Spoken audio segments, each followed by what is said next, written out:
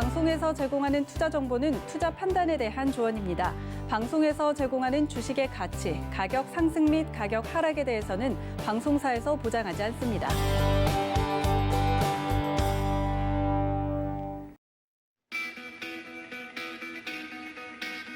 안녕하세요. 고수익 작전 타임 김성희입니다. 짧은 연휴를 보내고 돌아온 3월 2일 새로운 한 달이 또 시작이 됐습니다. 왠지 3월 하면 새학기도 시작이 되고요. 또 진짜 봄이 찾아오는 달이라서 뭔가 마음가짐이 새로워지는 것 같습니다. 우리 시장도 지난하고 좀 힘들었던 2월장은 훌훌 털어버리고 3월장은 좀 힘차게 출발해줬으면 좋겠다라는 생각이 드는데요. 오늘도 저희가 함께하도록 하겠습니다. 오늘의 투자 작전 화면으로 먼저 확인하시죠. 네, 오늘의 투자 작전입니다. 먼저 김민수의 작전 키워드입니다. 금리 상승이 바꾸는 변화, 최근 미 국채금리 상승과 관련한 시장 작전 세워봅니다. 네, 이어서 허반석의 작전 리포트 시간에는요. 폴디드 줌 수혜 기업들 코스닥 스몰캡 리포트 함께 들여다보도록 하겠습니다. 네, 마지막으로 하치기의 고수익 낚아채기입니다. 휴대폰용 카메라 모듈 주력 업체 이 종목 잠시 후에 공개해드립니다.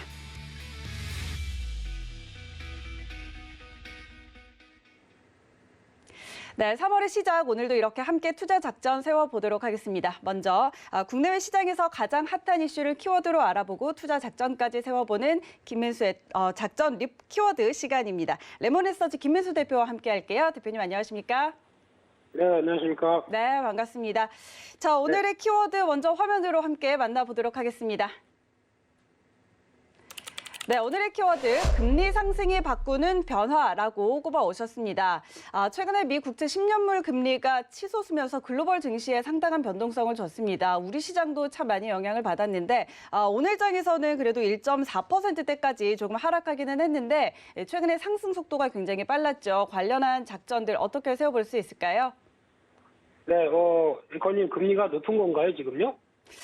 절대적으로 높다고는 할 수 없는데 최근에 좀 많이 빠졌기 때문에 그런 상황에서는 좀 속도가 빨랐죠. 네, 그렇죠. 네. 정확하게 표현을 해주시는 것 같아서 답이 다 됐습니다. 그러면 금리에 부담 없는 거죠? 이제 주식 오늘 확 사도 되는 거죠? 그건 좀 저희가 알아야 되니까 우리 이제 대표님께서 말씀을 해주셔야죠. 네, 알겠습니다. 네. 제 얘기를 자꾸 떠넘겨서 죄송합니다. 근데 중요한 부분은 이런 금리를 시장에서 어떻게 인식하느냐. 이 부분이 가장 앞으로도 화두가 될 것 같고요. 그리고 또 계속 체크하고 점검해야 될 변수가 아닐까 생각이 들고 있는데, 금리가 바뀌다 보니까 이제 시장도 그렇고 앞으로의 흐름을 바라보는 또 하나의 어떤 단서가 될 수 있겠다는 관점 쪽에서 주목을 하고 있는데요. 특히 많이 얘기 나오는 게 미국의 10년물 근데 물론 2년물도 있고 5년물도 있고 뭐 30년물도 있고 여러 가지가 있는데 10년물 정도가 어느 정도 좀 기준이 되기 때문에 많이 바라본다고 보여지고 있는데 일단 그러면 쉽게 말씀드리면 10년 뒤에 금리가 어떻게 변할 것이냐라는 부분들을 잘 얘기해주고 있는 상황 속에서 특히 지금 쉽게 보면은 약 한 작년 말부터 조금 더 빨라지기 시작했다는 부분들이 눈에 띄고 있죠. 근데 작년 말에 미국에서 어떤 일이 벌어졌느냐면 일단 첫째로 경기 부양책과 관련된 즉 바이든 대통령이 당선되면서 경기 부양책을 강화시키겠다라고 하는 내용에서 일단 출발을 했다고 봐야 될 것 같고요. 게다가 또 2차로 상승폭이 좀 가팔랐던 부분들은 일단 백신이 이제 어떤 일반적으로 맞을 수 있는 그러니까 백신 효과가 나타나기 시작했다라는 사실들이 같이 두 번째 어떤 금리를 이끌었다라고 보게 되면 이 두 가지 사실만 보게 되면 이제 쉽게 말씀드리면 좀 더 경기를 키워서 경기가 이제 과거의 부진한 모습들을 회복되기 시작하겠다라는 뉘앙스와 함께 백신으로 인해서 이제 정상화로 돌아갈 시간이 가까워졌다. 이런 두 가지 흐름들이 가장 크게 작용했다고 봐야 될 것 같고요. 그러면 지금 핵심은 지금 어떤 일별 추세 말고 약간 월별 추세를 보게 되면 지금 한 1.5대가 어떤 수준이라고 하게 되면은 과거에 미국이 계속 저금리 기조를 가져가다가 코로나19와 함께 금리를 가장 낮췄던 부분들 그래서 이를 반영했던 주요한 쉽게 말씀드리면 저항권역입니다. 그러다 보니까 이 정도 부분까지 빠르게 올라왔다는 얘기는 즉 어느 정도 이제 정상화를 위한 시간이 다가오지 않느냐라는 부분들을 반영했다고 봐야 될 것 같은데, 그러면 여기서 한 1.5, 많이 얘기하는 1.7까지 움직인다라고 하게 되면 그 이상을 바라본다는 얘기겠죠. 근데 그 이상을 바라보기에는 아직 미국이나 그리고 또 여러 가지 다른 국가들도 준비가 좀 덜 됐다라는 관점이라고 하게 되면 가파르게 오르는데 좀 부담이 되지 않을까요? 그리고 좀 최근에 얘기하고 있는 연준의 입장도 마찬가지로 여전히 초저금리를 유지하겠다라는 입장이고요. 게다가 또 최근에 워렌 버핏의 어떤 보고서, 연례 보고서에서도 버크셔 해서웨이의 연례 보고서에도 분명히 나와 있듯이 일단 몇 가지 내용 중에서 채권에 투자하지 말라는 얘기가 있습니다. 그만큼 앞으로 상당 기간 동안 초저금리가 유지될 텐데 채권에 투자해서 얻을 이득이 없다는 부분들, 그리고 또 하나가 미국에 투자하라는 얘기죠. 죄송합니다. 그 미국에 투자하라는 얘기는 일단 미국의 경기가 회복이 되면서 나오는 여러 가지 수혜를 충분히 누려라. 그만큼 탄력적으로 경기 회복을 느낄 수 있는 국가가 미국이다. 이런 쪽에서 워렌 버핏 선생님도 국뽕인가요? 네. 하여튼 어떤 미국에 대한 신념이 좀 강한 상황들로 나오고 있는데, 그러면 지금 흐름을 봤었을 때 최근에 나오는 동향들까지 같이 점검을 해보게 되면 그러다 보니까 상대적으로 경기는 회복되는 관점 쪽에서 금리가 올라가다 보니까 상대적인 미국의 IT 대형 기술주, 나스닥 쪽이죠. 이쪽이 좀 타격을 받다가 어제 같은 경우는 일단 안정됐다라는 관점 쪽에서 단기적으로 하락했던 부분들을 빠르게 돌리고요. 다우지수도 마찬가지로 좀 정체됐다가 상대적으로는 견조했는데 정체됐다가 또 빠르게 돌리기 시작을 하죠. 이런 흐름들을 봤을 때는 일단 IT 기술주라고 해서 어떻게 보면은 그 저금리 기반이 흔들리다 보니까 이에 따른 차익 매물 정도는 일단 조정을 받는 핑계밖에 안 된다라고 봐야 될 것 같고요. 제가 보통 얘기하는 IT 대형 기술주들이 올라가는 가장 큰 배경은 저금리의 수혜다라고 볼 수 있는 부분들이 첫 번째는 조달 비용이죠. 그만큼 싸게 금리로 자금을 조달해서 여러 가지 투자를 하고 성과를 낸다. 그래서 여전히 성장한다는 관점이 나오다 보니까 저금리가 가장 효율적이다라는 쪽으로 해석하고 있고, 또 하나 두 번째로는 저금리 기조다 보니까 값싼 자금을 확보한 유동성들이 그래도 성장하는 섹터라고 하는 기술주들을 강하게 매수했다라고 하는 이 두 가지 부분들 쪽에서 가장 IT주에 대한, 그리고 또 지금까지 밸류가 이렇게 높았던 부분에 대해서 어느 정도 인정을 해주고 있는 상황들인데, 그럼에도 불구하고 지금 이런 상황들이 지금 변화가 되느냐? 아니라고 봐야 되겠죠. 여전히 지금 밸류에 대한 부담은 얘기를 해도 여전히 성장한다는 관점이 나오게 되면 성장에 대한 무게가 주식 시장에서는 가장 또 큰 호재일 수가 있겠죠. 그래서 고밸류인 업종이 비싸다고 해서 안 가는 게 아니라 고밸류가 살짝 부담은 가는 상황이 나온다고 하더라도 성장만 꺾이지 않는다. 그러면은 매년 만약에 30%씩 성장한다라고 하게 되면 2, 3년 뒤에는 100% 성장이지 않습니까? 그러면 이런 부분들까지 반영을 해서 움직이는 흐름이기 때문에 단순하게 비싸다라는 논리로 대형 기술주를 치부하기에는 여전히 성장은 계속되고 있다라는 관점 쪽에서 눈길을 끌어야 될 걸로 보여지고 있고요. 그러다 보니까 또 하나 이제 변화가 나올 수 있는 대표적인 흐름은 유동성 중심으로 강하게 움직였던 장세 흐름들이 약간 이제 금리가 올라온다라는 사실을 충분히 인지하게 되면 이제는 어떤 성장만 보고 움직였던 부분들도 물론 투자의 아이디어는 되겠지만 그보다는 오히려 어떤 실적도 좀 챙겨야겠다. 즉 실적이 꾸준하게 성장하는 쪽으로도 관심을 가지겠다라고 하게 되면 대표적인 실적이 되는 실적주, 그리고 가치주, 경기 민감주 이런 식으로 시장에 이동이 나올 가능성이 높다는 쪽에서 포인트를 맞춰야 될 것 같고요. 그와 함께 또 여전히 나올 수 있는 부분들은 최근에 또 동향들을 보게 되면 기술주나 또 대표적인 친환경주 같은 경우도 아무래도 성장하는 섹터다 보니까 차익 매물에 따라서 좀 많이 흔들렸었죠. 그럼에도 불구하고 그동안 코로나19 때문에 고생을 많이 했었던 컨택트주 같은 경우도 오히려 이쪽이 올라오는 현상들을 보였는데 아마 시장이 지금 같은 모습들 쪽으로 즉 금리만 안정권을 낸다라고 하게 되면 어떤 쪽에 포인트를 두든 간에 그래도 추세적인 흐름들은 여전히 강하게 움직일 것이다라고 바라보고 있는 입장인데 그럼에도 불구하고 지금 흐름은 약간 가치주 성격 그리고 또 실적에 대한 변화들을 이끌어가는 쪽으로 더 무게를 두는 게 맞지 않냐라고 생각이 들고 있고요.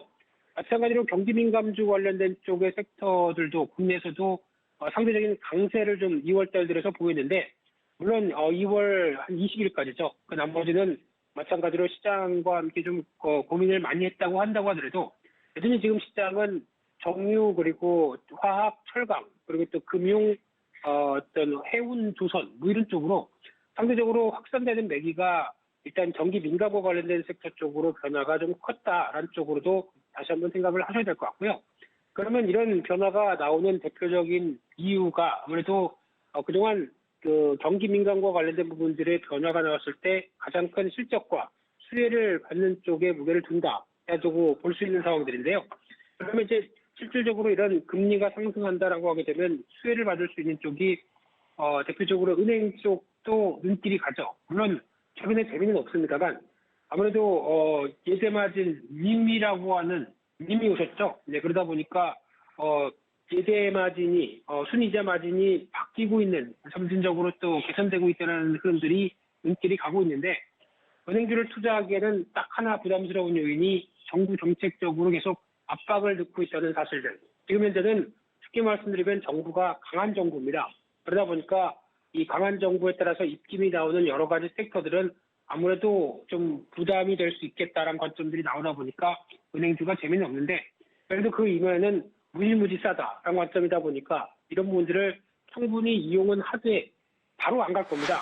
바로 뭐 못 간다고 하더라도 그냥 쌀 때 사놓고 기다렸다가 나중에 변화가 나오게 되면 충분히 이용한다라는 전략도 그렇게 나쁘지 않을 수 있다고 봐야 될 것 같고요. 마찬가지로 보험도 마찬가지입니다. 지금 기조로 보게 되면 보험은 금리가 상승을 하면 어떻게 보면 가장 큰 수혜를 볼 수 있는 부분들이 어떤 채권 투자와 관련된 쪽이나 금리와 관련된 쪽으로 운용을 상당히 많이 하는 대표적인 섹터죠. 그러다 보니까 이에 따른 실적의 기대감이 높은 상황들이고, 작년도 실적 상당히 좋았는데 이 부분이 전혀 시장에 반영이 안 되고 있다라고 하게 되면 이 부분도 한 번쯤은 생각을 해봐야 될 상황이라고 생각되고 있고요. 그 밖에 또 유가가 오늘은 좀 흔들렸지만은 여전히 상승한다라고 하게 되면 어떤 그 정유주 관점 쪽에서는 정제 마진의 변화와 그리고 또 수요도 경기가 회복되면서 늘어난다라는 관점이기 때문에 기대감이 높을 수 있다고 봐야 될 것 같고요. 또 유가가 상승하면서 나올 수 있는 또 대표적인 쪽이 조선 해운 쪽이죠. 그리고 또 건설도 마찬가지입니다. 이런 쪽에서 어떤 조선 쪽은 또 어떤 유가 상승에 따라서 선박 수요가 늘어난다. 그러면은 이에 따라서 어떤 발주가 늘어날 수 있는 기회가 되겠죠. 하지만 지금 아직까지는 신조선가 지수의 흐름을 봤었을 때 이 부분이 아직 크게 회복이 덜 된 상태 쪽에서 이 부분만 조금 더 반영이 되기 시작한다라고 하게 되면 충분히 기대감이 높을 수 있다고 봐야 될 것 같고요. 건설 쪽도 마찬가지입니다. 지금 건설은 일단 내수의 공급 확대 기대감이 가장 큰 변화로 나오고 있는데 유가가 상승하고 그에 따라서 글로벌 경기 부양책들이 SOC 투자와 같이 일어난다라는 쪽으로 바라보게 되면 또 플랜트나 여러 가지 수주에 대한 기대감이 커질 수 있는 부분들도 생각을 해야 될 것 같고요. 그 밖에 또 화학, 철강, 대표적으로 최근에 제품 가격들이 올라가면서 나오고 있는 변화고, 또 올라가다 보니까 나오는 변화 중에 하나가 공급이 제대로 안 된다. 또 쇼티지 얘기가 또 나오고 있는 게 대표적인 게 철강이죠. 그러다 보니까 이런 기대감도 반영될 수 있겠다라고 보여지고 있고요. 또 하나 유통이나 소비 관련된 쪽을 얘기를 할 수가 있는데, 코로나19 피해 섹터인 만큼 그에 따라서 백화점, 면세점, 그리고 또 영화관, 화장품, 여행 뭐 다 아시는 것처럼 이런 어떤 피해를 봤던 섹터들이 변화가 나오기 시작한다는 관점들도 아무래도 여러 가지 투자 대상이 될 수 있겠다는 쪽인데, 지금 말씀드린 거를 다 종합해 보게 되면 뭐 관련된 섹터 다 잘한 얘기인가요? 네, 그런 쪽은 아니라고 하더라도 선별적으로 봤을 때 대표주에 대한 동향들을 본다라고 했을 때도 일단 가장 중요한 변화가 일단 지금 이어지고 있는 대표적인 섹터들의 흐름들은 일단 실적이 작년보다 좋다라는 분위기고요.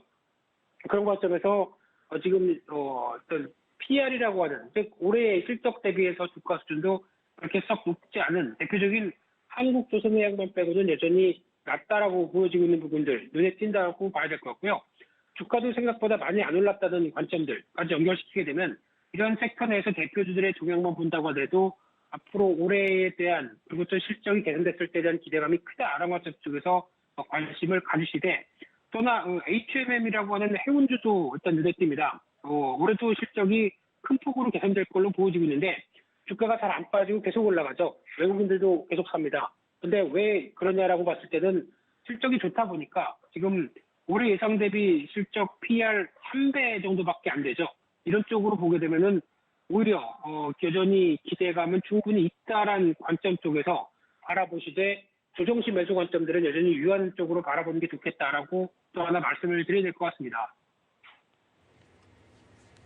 네, 오늘 이 금리 상승과 관련한 작전들 함께 살펴봤습니다. 금리 상승에 밸류 부담이 있는 이 기술주들 위주로 좀 조정이 나왔었는데 하지만 시장은 밸류 부담이 있다고 하더라도 성장에 조금 더 무게를 둔다는 점 같이 짚어주셨고요. 또 실적 장세로 이어지는 단계에서 관심 가져볼 업종들도 같이 짚어봤습니다. 자, 그럼 이어서 오늘의 두 번째 키워드 함께 살펴보도록 하겠습니다. 네, 오늘의 두 번째 키워드입니다. 현대차 아이오닉5 돌풍이라고 꼽아오셨습니다. 자, 지금 현대차의 첫 이 전용 전기차 아이오닉5가 공개가 됐는데 국내에서 역대 최대 사전 계약의 신기록을 세웠고 또 유럽에서도 예상치 웃도는 사전 계약 물량 달성했다는 소식이 전해지고 있습니다. 그런데 차량용 반도체 부족의 공급 차질 우려도 같이 안고 있는 상황인데 관련해서는 어떻게 작전 세워볼 수 있을까요? 네, 앵커님 아이오닉5 보셨죠? 네. 네, 사고 싶으세요? 확 지르고 싶으세요? 저는 약간 관심을 갖고 있어요. 아, 그러시군요. 네. 앵커님이 사면 저도 2대 예약입니다. 네. 근데 지금 아이오닉5가 인기가 상당히 높은데 이제 여기서 잠깐 또 얘기 드려야 될 부분들이 계약금을 걸고 우리나라 그 사전 예약이 계약금을 안 걸은 걸로 알고 있는데 유럽 쪽이나 해외 쪽은 계약금을 100유로인가요? 걸고 아마 하는 걸로 진행하는 걸로 알고 있습니다. 그러다 보니까 우리나라는 약간 아직 실구매냐라는 논란도 살짝 있는 걸로 알고 있는데 이런저런 걸 떠나서 저의 주변에도 이런 비슷한 질문을 다 드려봤더니 한 70%는 사고 싶다라는 반응인 것 같고요. 한 30%는 디자인이 조금 뭐 이런 얘기도 하시는 것 같은데 차의 디자인보다 이제 또 중요한 거는 막상 안에 내부 관련돼서 이제 실질적으로 좀 봤으면 좋겠습니다. 가서 특히 가장 EGMP를 활용하다 보니까 내부 공간이 상당히 넓다란 쪽인데 그래서 비행기 좌석처럼 이렇게 비행기 이코노미가 아니고요.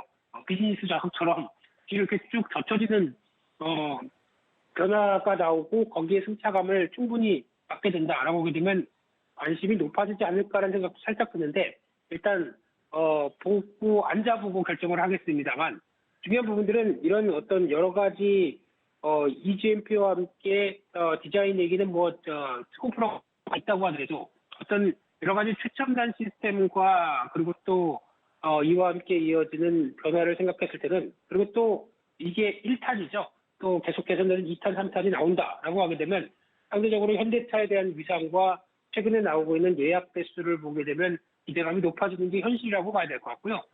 그래서 지금 또 가격 경쟁력도 있다라고 볼 수 있는 게 보조금을 받게 되면 5천만 원대 차가 한 3천만 원대 중후반 정도까지 내려온다고 하게 되면 굳이 테슬라보다 어떤 현대차에 대한 위상을 또 충분히 느낄 수 있는 게 아닐까라는 얘기도 많이 나오고 있고요. 그러다 보니까 지금 나온 예약 대수만 보게 되면 올해 내수 판매 26,500대, 글로벌 7만 대 목표는 당연히 달성하지 않을까로 바라보고 있는데 문제는 여기서 이제 그럼 공급이 이만큼 충분히 될 수 있겠느냐 이게 가장 큰 관건이겠죠. 아마 지금 기조를 보게 되면은 초기에는 괜찮을 걸로 얘기합니다. 작년부터 계약됐던 어떤 차량용 반도체나 흐름들로 봤을 때는 아마 상반기는 적어도 큰 무리가 없을 거로 보여지고 있는데 이런 현상이 계속 이어지게 되면 하반기가 문제겠죠.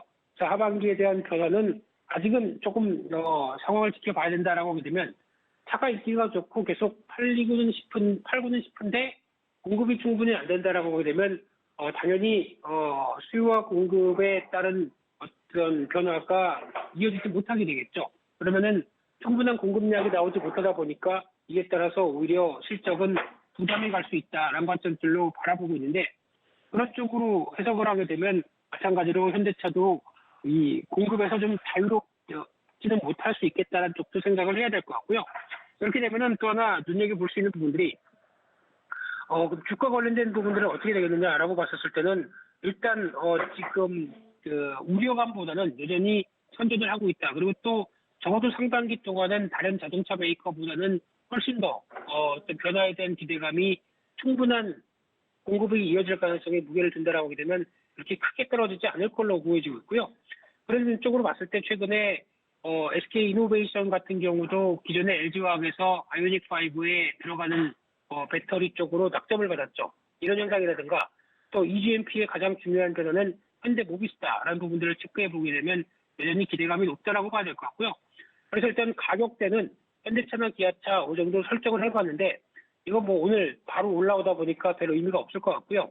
여전히 두 종목 모두 다 어떤 적어도 상반기까지는 충분한 공급 속에서 변화가 나올 수 있겠다라고 하게 되면 여타 다른 메이커들보다는 훨씬 더 기회 요인들이 높다는 관점 쪽에서 어떤 반등의 흐름들, 특히 직전 고점대 수준 정도까지는 충분히 이어지지 않을까로 바라보면서 시장 대응하시는 게 좋다고 생각되고 있습니다.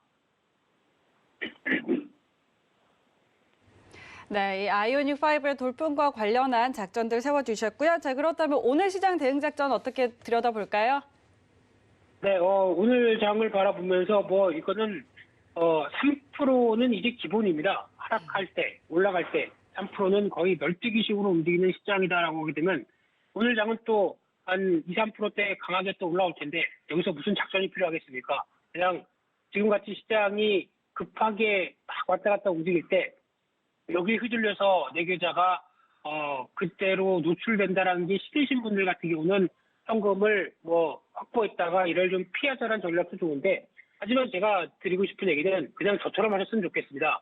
이렇게 정신없을 때는 지금 한 3일 정도 계좌를 안 열어본 것 같습니다. 너무 어지럽다 보면은 차라리 효과만 보면서 시장 흐름들만 보면서 잘못된 판단으로 매매를 했을 때 그에 따른 결과가 또 안 좋게 나올 수도 있기 때문에 차라리 자신 없을 때는 추세 흐름들만 크게 이상이 없다 그러면은 방치하는 게 더 낫지 않을까. 제대로 된 의미 있는 추세가 나오기 전까지는 기다려보는 게 낫지 않을까라고 봐야 될 것 같고요. 근데 그 의미 있는 추세란 얘기는 제가 보기에는 여전히 추세는 경기 회복에 대한 변화와 함께 강할 것이다. 여기에 포인트를 맞추는 게 더 좋다고 생각하고 있는데 하지만 수급 관련돼서 하나 또 생각을 해볼 부분들은 달러화가 91대까지 이어지다 보니까 살짝 또 강세로 가고 있죠. 그러다 보니까 오늘 외국인 수급은 또 기대를 할 게 없을 것 같고요. 게다가 또 기관도 연기금 중심에는 계속 매도세가 나오고 있다라고 보게 되면 또 하나 기관에 대해서 너무 크게 기대도 안 하고 있습니다. 그런 상황 속에서 일단 미국 시장과 함께 이어지는 자율 반등 쪽에 또 무게를 두는데 그러면 또 3,100선 중심에서 어떤 변화가 나오느냐 안쪽도 눈길이 가야 될 것 같고요. 미국 시장도 마찬가지로 추세적으로 계속 오늘 반등을 했기 때문에 올랐다 내렸다 올랐다 그러면 계속 올라가는 이런 추세가 완성이 돼야 그나마 국내 시장에 변화가 들어올 텐데 그런 흐름들에 자신이 없게 되면 또 오늘 3,100선에서 도저히 시장 왔다 갔다 하는데 못 참겠다. 그러면 살짝 또 현금 비중을 갖고 있는 것도 나쁘지 않겠죠. 그런 어떤 흐름을 이용을 하시되 그래도 주된 기조는 여전히 앞서 말씀드린 것처럼 시장은 강하다라는 쪽에 흐름을 가져가셔야 될 것 같고요. 조정 시에도 잘 견디고, 근데 조정 시에 잘 견디는 계좌가 어디 있습니까? 그냥 조정을 잘 이기고, 그리고 어느 정도 주도주 쪽에 가까운 종목들을 갖고 있어야 그나마 시장에서 계속 선전할 수 있겠다는 관점적으로 보게 되면 이런 계좌를 만드는 게 더 중요한 시점이다라고 생각되고 있고요. 그러면은 여전히 경기 민감 관련된 쪽, 이쪽에 대해서는 계속 체크하고 신경을 쓰면서 시장을 압축해 가자라고 말씀을 드리고 싶고요. 단기간에도 여전히 변동성이 커지는 흐름을 보였기 때문에 어지러울 수 있습니다. 이런 흐름들 일단 잘 이겨내자라고 말씀드리고 싶고요. 그래도 3월달이죠. 3월달엔 좀 변화가 나왔으면 하는 바람으로 오늘 장을 시작하셨으면 좋겠습니다.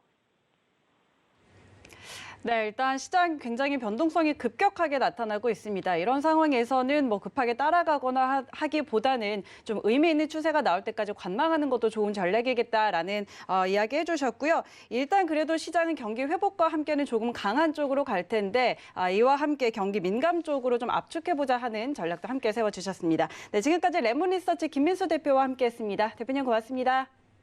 네, 감사합니다.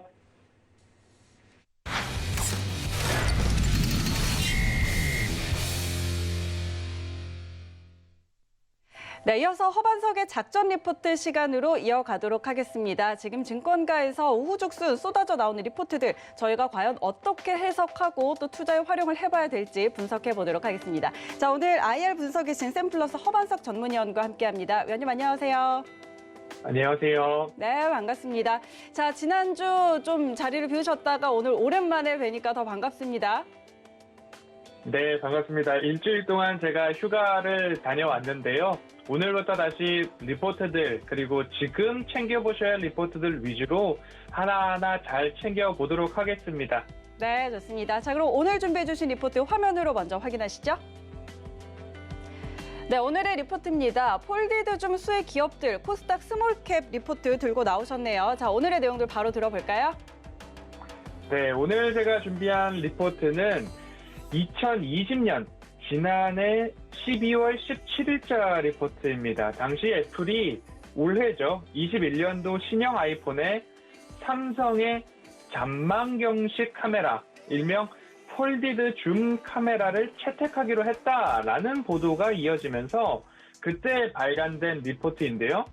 삼성 또한 갤럭시 21, 갤럭시 S21 시리즈 3종 모델에 이 잔망경식 폴디드 줌 카메라를 적용한다라는 이야기로 떠들썩했던 한때입니다. 그때 당시에 12월 17일 목요일 저녁 방송에서 제가 떠들썩할 때 접근하기보다는 더 나은 가격대, 다시 시장에서 조금 잠잠해졌을 때를 기다려보자라고 말씀을 드렸었는데요. 오늘 그때 말씀드렸던 약속과 관련됐던 잠잠해질 때가 언제인가 그러한 분위기로 오늘 이 리포트를 다시 한번 꺼내왔습니다.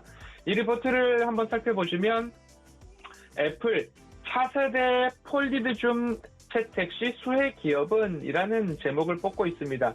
삼성 전기에서도 애플 신형 아이폰에 적용되는 이 폴디드 줌 카메라 공급에 대한 이야기가 많이들 있었습니다. 그에 따라서 관련된 종목들이 굉장히 많이 좀 올랐던 그런 모습인데요.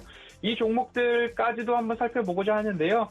언론 보도에 따르면 애플이 삼성의 폴디드 줌 카메라를 채택하기로 했다라는 이야기가 나오고 있고요.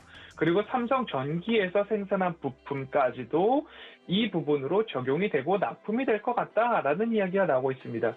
삼성전자와 자화전자가 공동으로 개발한 이 기술, 폴디드 줌 카메라 기술이라는 이 부분 한번 살펴보셔야 된다라고 말씀을 드리고 싶고요. 삼성 측에서 특허 사용을 허락하면서 공급까지도 유망하다라는 이야기가 나오고 있는데요.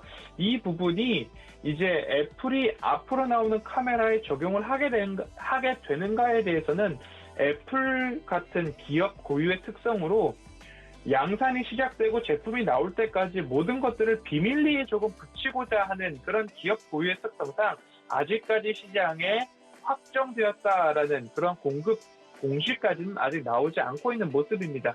삼성전자가 올해죠. 이제 S21 전 시리즈에 이 폴디드 줌 카메라가 적용돼서 나오고 있는 것은 현재 기정 사실이 된 모습입니다. 2020년 12월 17일 보고서이기 때문에 이제 확정됐다라고 보도가 됐다라는 것보다는 갤럭시 S21에는 이 모든 모델의 부품들이 적용이 됐다라는 모습으로 좀 보시면 좋을 것 같습니다. 폴디드 줌 카메라는 어떤 부분이냐면요. 스마트폰의 한정된 두께 안에 더 나은 성능의 카메라를 넣을 수 있는 기술이다라고 보시면 좋을 텐데요. 앞으로 이 뒷부분, 리포트 뒷부분에서도 설명이 되고 있으니까요. 순서대로 차례차례 한번 보도록 하겠습니다. 애플이 차세대폰에 채택할 것으로 확정된 것으로 보도된 이 폴디드 줌 카메라 기능은 최대 100배 줌까지도 되는, 이제는 디지털 카메라가 필요 없는 세상이 되었다라는 부분들, 현재 최신 휴대폰을 쓰시는 분들은 많이들 알고 계실 것 같습니다.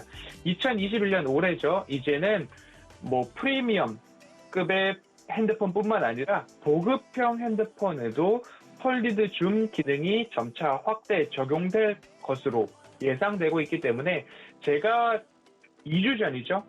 폴더블 폰, 스마트폰 시장이 확대됨에 따라서 폴더블 폰 시장 및 폴더블 폰 관련 기업에도 집중을 해보셔야 됩니다 라고 말씀을 드렸는데, 오늘은 이제 폴더블 폰만큼이나 이 폴디드 줌 카메라에도 관심을 가져볼 때가 다시 왔습니다 라고 말씀을 드리고 있는 중입니다.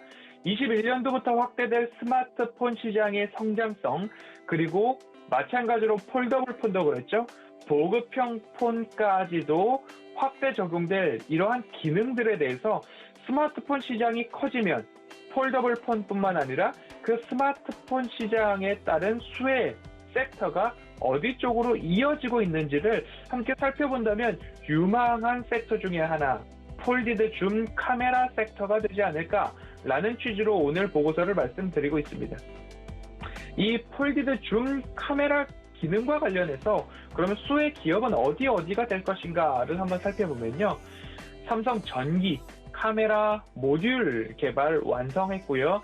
양산할 수 있는 우리나라의 대표적인 카메라 관련 그리고 휴대폰 관련 기업으로 보셔도 무방할 것 같고요. 그리고 자화전자입니다. 자화전자는 삼성전자와 이 폴디드 줌 카메라 관련된 OIS 액추에이터 베어링 기술을 보유한 특허를 갖고 있는 기업이라고 보시면 좋을 것 같습니다. 그리고 동은한학텍도 폴디드 줌 카메라 관련한 OIS 드라이버 개발 및 공급 실적을 보유한 기업이고요. 엑스로도 마찬가지로 폴디드 줌 카메라 모듈 개발 및 공급 실적을 보유한 기업이다. 그리고 옵트론텍도 폴디드 줌 카메라의 프리즘을 개발하고 공급한 실적이 있는 기업이다라고 보시면 좋을 것 같습니다. 이어서 이제 보시면요. 이 폴디드 줌 카메라는 제가 앞서 말씀드렸듯이 스마트폰 시장의 성장성 플러스 폴더블 폰을 보셨다면 마찬가지로 이 시장의 성장성에 따라서 폴디드 줌 카메라를 보시면 좋겠다라고 말씀을 드리고 있습니다. 내년에 이러한 글로벌 스마트폰 시장의 확대에 따라서 폴디드 줌 카메라의 부품 그리고 모듈 관련된 업체들의 수혜가 기대되고 있기 때문입니다. 산업의 성장성, 그 시장의 성장성을 보고 그 성장성 안에 어떠한 섹터를 보아야 하는지, 어떠한 기업들을 보아야 하는지 리포트들을 보실 때, 그리고 산업을 보실 때, 이 산업이 커지니까 이 섹터와 기업들을 보아야 되는구나 라는 부분들을 이 폴더블 폰과 폴디드 줌 카메라 기술까지도 함께 확대해서 좀 보셨으면 좋을 것 같습니다. 그래서 이러한 것들, 전략적으로 삼성전자 및 휴대폰 제조사들이 폴더블 폰 그리고 강화된 특화된 카메라 기능, 앞으로는 모든 휴대폰뿐만 아니라 노트북까지도 펜슬까지도 함께 적용이 된다라는 부분으로 시장을 잃는 눈을 조금 더 넓히시는 것도 좀 좋지 않나라는 말씀을 드리고 싶습니다. 이렇게 본다면 카메라에 대한 부분들 설명이 되어지고 있고요. 이렇게 본다면 이 후면부는 글라스틱 관련된 부분도 한번 복습 차원에서 말씀을 드려보고 싶습니다. 이 부분이 좁은 면적, 좁은 두께 안에 고성능의 카메라를 넣을 수 있는 그런 기능적인 측면으로 좀 보시면 좋을 것 같습니다. 이 폴디드 줌 특허는 삼성전자의 자회사 코어 포토닉스가 보유하고 있는데 이미 삼성전자는 이 부분을 인수를 완료했던 그런 부분이고요.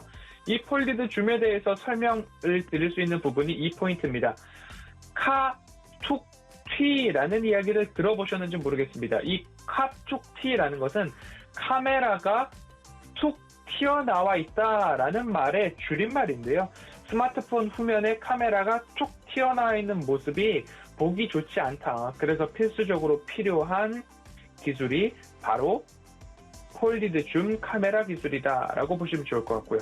광학점 카메라를 구현했을 때 멀리 있는 물체를 확대할 수 있는 기능을 적용했을 때 이 카툭 T, 카메라가 툭 튀어나와 있는 부분을 최소화할 수 있는 기능으로서 3배 이상의 광학줌을 구현하기 위해서는, 카메라 기능을 구현하기 위해서는 폴디드 줌을 적용할 수밖에 없다. 그리고 이 삼성전자가 개발하고 자화전자가 특허를 함께 공동으로 갖고 있는 OIS 기능들을 볼 때에 이 기능이 애플이 보유하고 있는 보유 기술보다 배터리 소모 면에서나 아니면 스프링 구동 속도나 이런 부분에서는 굉장히 더 나은 부분이다. 그래서 애플 관련해서는 애플도 삼성전자뿐만 아니라 이 폴디드 줌 카메라를 적용하지 않을까라는 그런 부분으로 좀 집중을 해보시면 좋을 기술이다라고 좀 말씀을 드리고 싶습니다.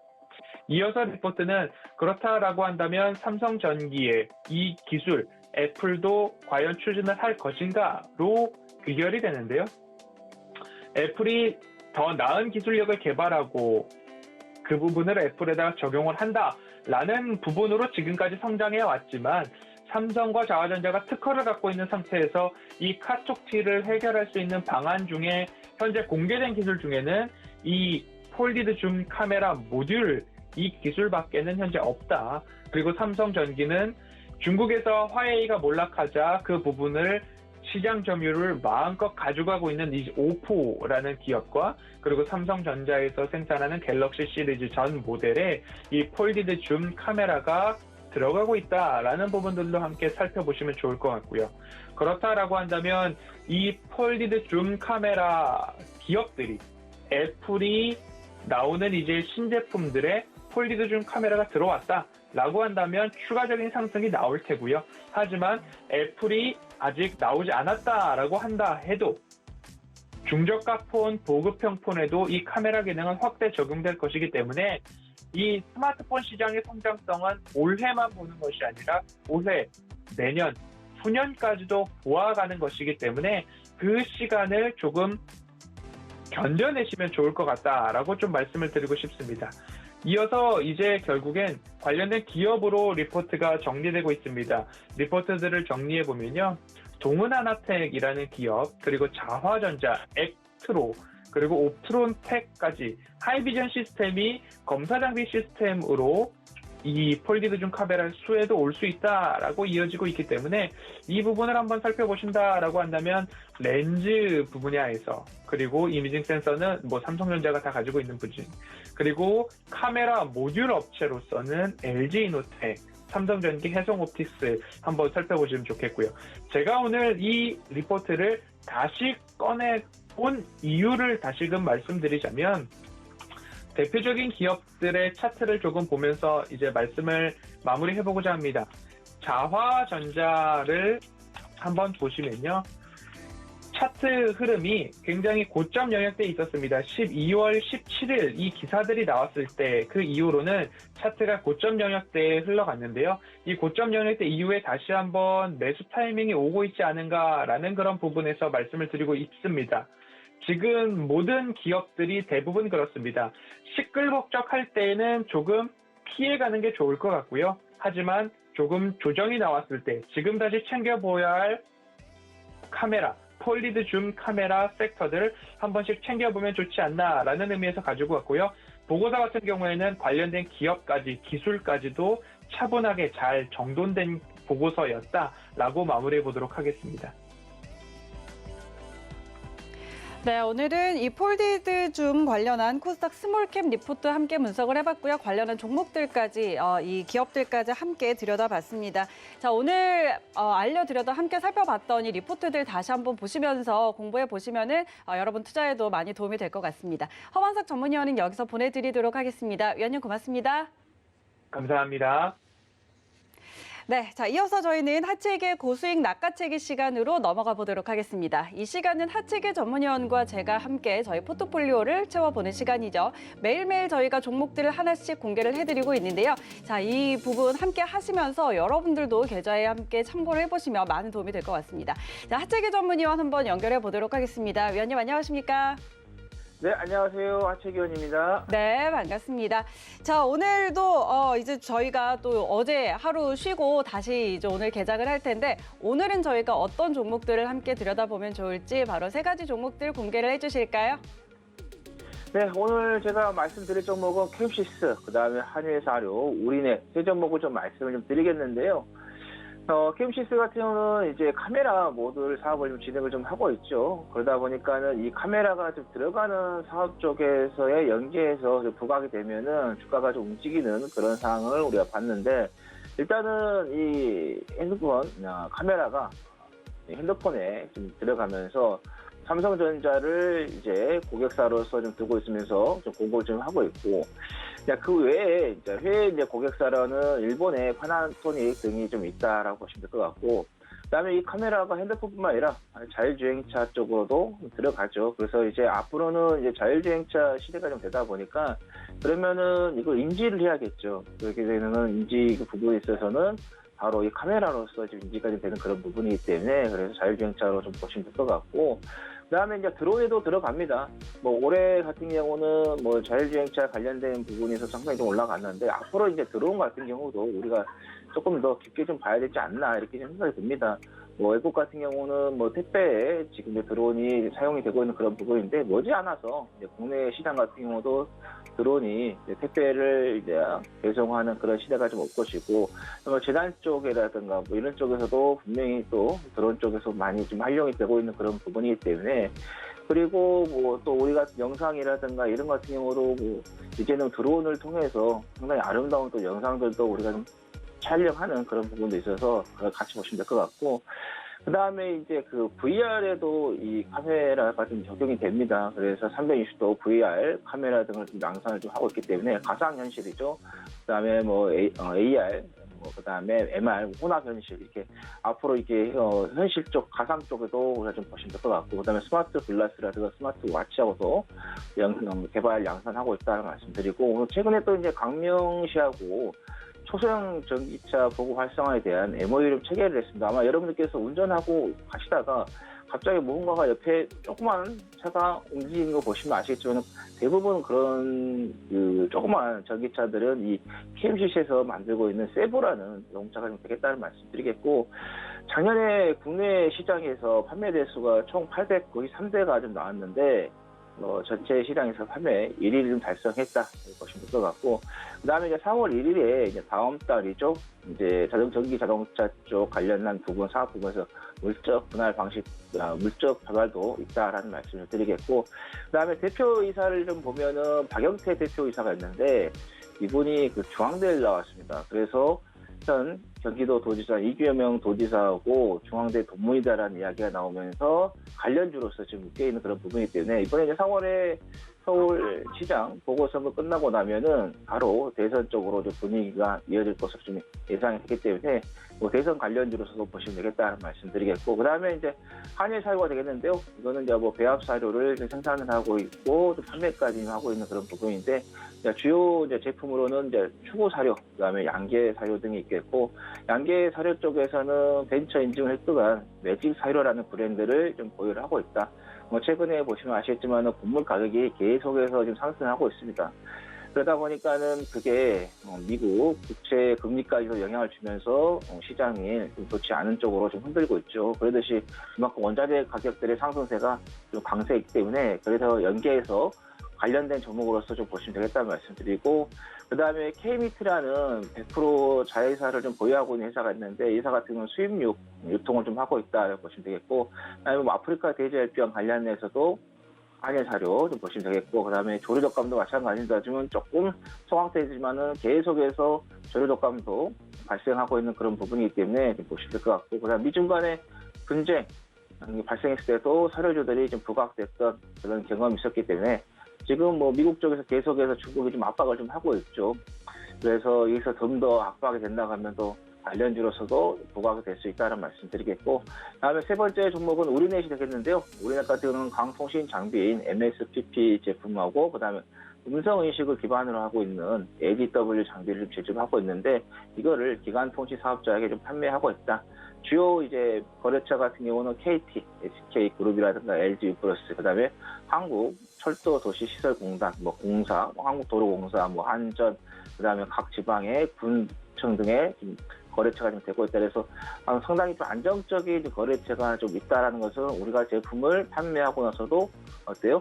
매출 채권이 쌓이지 않고 자금 회수가 좀 잘 될 수 있다 이렇게 보시면 될 것 같고, 그다음에 OLED 장비 쪽도 사업을 좀 진행을 하고 있기 때문에 디스플레이 쪽에서도 계속해서 좀 성장하고 있는 그런 부분, 전 세계적으로도 OLED 쪽으로 계속해서 제품들이 장착이 되고 있는 그런 부분이기 때문에 보시면 될 것 같고, 그다음에 양자 암호 관련된 부분에 있어서도 좀 사업을 좀 진행을 좀 하고 있다. 그래서 지금 최근에 이제 SK 브로드밴드하고 그 컨소시엄을 통해서 공공기관이라든가 산업, 그다음에 의료 쪽에다가도 또 장비를 좀 공급하고 있는 그런 부분이고, 이 글로벌 양자 암호 시장이 23년까지에서 5억 달러 정도 전망이 된다. 그리고 국내 최초로 지난방 통신 모뎀 인증 완료하고 있죠.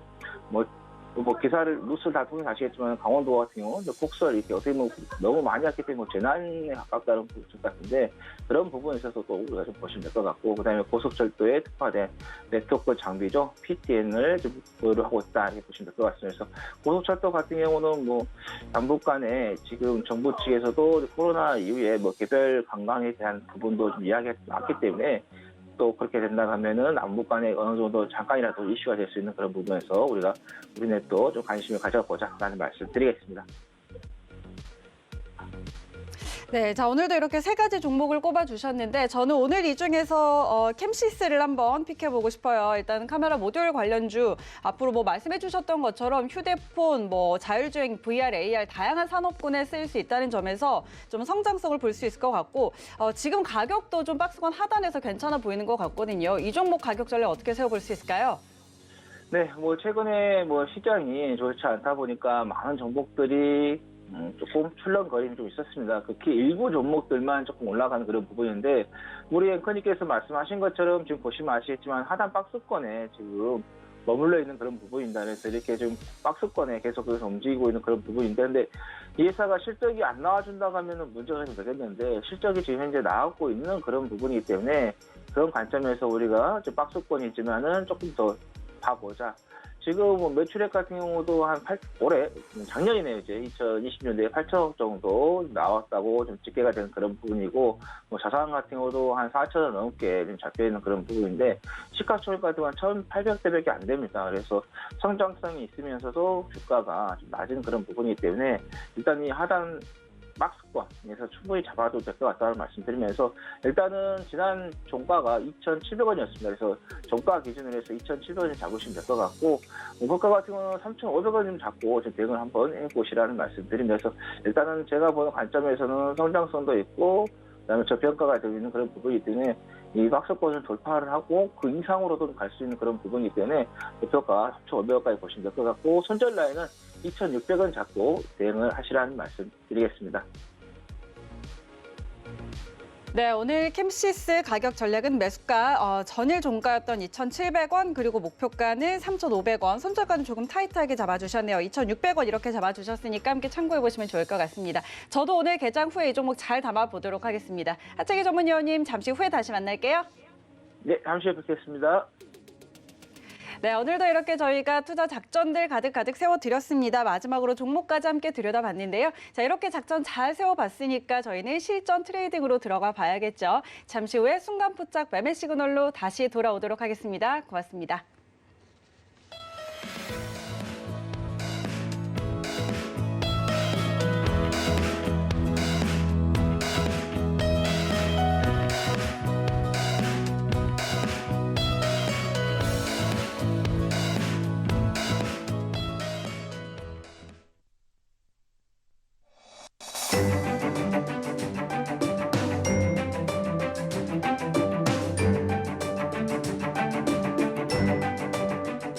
안녕하세요. K웨더 라이프스타일 예보 김단비입니다. 강원 영동 지역에는 어제부터 많은 눈이 내리고 있는데요. 강원도와 경기 북부, 경기 동부와 충북 북부, 경북을 중심으로는 내린 눈이 얼어 빙판길이 나타나는 곳이 많겠습니다. 경사진도로나 구분도로, 교량과 터널 등에서 미끄럼 사고가 발생하지 않도록 출근길 교통안전에 신경 쓰셔야겠습니다. 한편 오늘은 전국이 흐리다가 차차 맑아지겠고요. 강원 영동 지역은 오후까지 최고 15cm의 눈이나 비가 더 내리다 그치겠습니다. 어제 밤부터 북서쪽에서 찬 공기가 유입되며 어제보다 아침 기온이 큰 폭으로 내려가 있는데요. 서울의 아침 기온 영하 1도로 어제보다 4도가량 내려가 있고요. 낮 기온은 7도로 어제와 비슷하겠습니다. 모레까지는 낮과 밤의 일교차가 클 것으로 보여 건강관리에도 각별히 유의하셔야겠습니다. 이 시각 위성 영상 보시면 전국이 대체로 흐린 가운데 강원 영동과 경상도에는 비나 눈이 내리는 곳이 있습니다. 오늘은 저기압의 영향에서 벗어나 중국 산둥반도 부근에서 동진하는 고기압의 영향을 차차 받겠습니다. 다음은 자세한 지역별 날씨입니다. 중부지방의 아침 기온 춘천 영하 2도, 대전 1도 선에 머물며 춥고요. 낮 기온은 춘천 5도, 대전 9도로 일교차가 크겠습니다. 동해안 강원 영동을 중심으로는 대설특보가 발효 중이고요. 경상 동해안을 중심으로는 강풍특보도 발효돼 유의하셔야겠습니다. 남부지방의 아침 기온 광주 3도, 대구 1도를 보이고 있고요. 한낮에는 광주 10도, 대구 8도까지 오르겠습니다. 현재 대부분 해상에는 풍랑특보가 내려진 가운데 전 해상의 물결이 최고 4에서 6m로 매우 거세게 일겠습니다. 항해나 조업하는 선박들은 각별히 주의하시기 바랍니다. 내일 아침도 곳곳으로 영하권의 추위가 나타나겠고요. 목요일부터 금요일 사이에는 남부지방에, 주말 동안에는 강원 영동과 제주도에 비나 눈 소식이 있습니다. 날씨였습니다.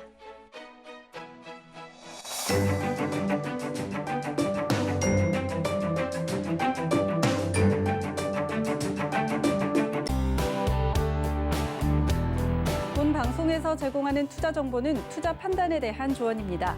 방송에서 제공하는 주식의 가치, 가격 상승 및 가격 하락에 대해서는 방송사에서 보장하지 않습니다.